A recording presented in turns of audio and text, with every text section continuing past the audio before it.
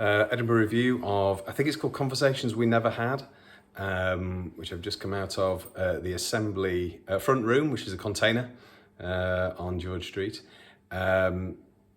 Two-woman play. I think I would have, when I chose to go and see it, it would have been because it had a sort of Black Mirror concept to it, which is briefly referenced in the play.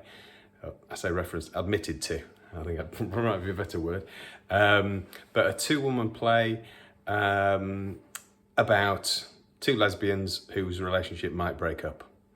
So the sci-fi twist is the minor part of it, and the core story is the two girls who might break up.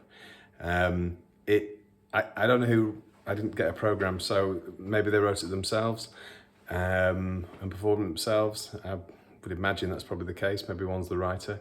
It's well written. It's well put together with structure, and the lines that they learned brilliantly done.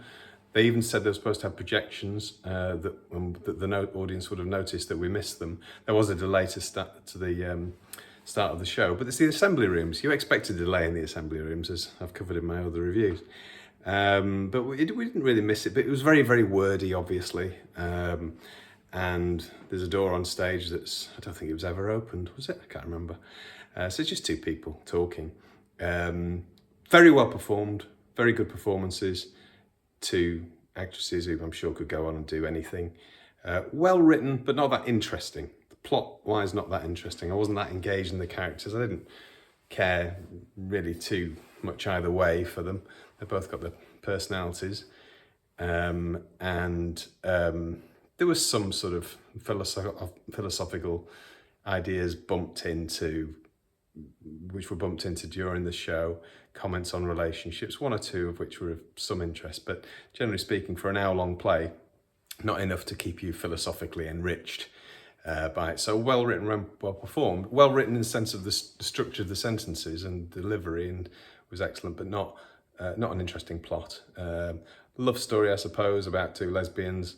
It'd be nice to see a love story somewhere in Edinburgh with a boy meets girl story, even if you want to call it a girl meets boy story nowadays. If anybody can find one in Edinburgh this year in play form, please leave it in the comments, because it's early days, but I haven't found one, and they're just not trendy at the moment, are they? So it's a shame, because they can always engage, and we can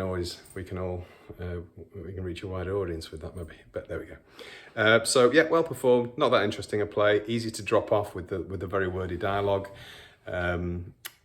just because it needs more plot. And I think, how would you do that? I think possibly, if it were me, you'd probably increase the science fiction concept to make it. If you're going to have a play like this, I'm always happy when it does have a supernatural or sci-fi or tech future twist, and it kind of had that, but it was just in a throwaway line. If you wanted to make it more exciting for everybody by doing that, I think you could, maybe their back projections that were faulty would do something like that, but I'm not sure it would. You could have more revelations of the conversations of the past that they overhear on contact with the other character. So you could constantly be revisiting and rewriting that past and replaying it into the future. That's how I'd write it if I was doing it. I think it would be a very interesting concept. And that's a kind of a well-visited trope from The Dead Zone, Stephen King's The Dead Zone, particularly a TV series. And it just makes things much more exciting, rather than sort of droning on with more and more relationship dialogue that you may or may not care about in a warm room where you just might drop off. But yeah, good effort.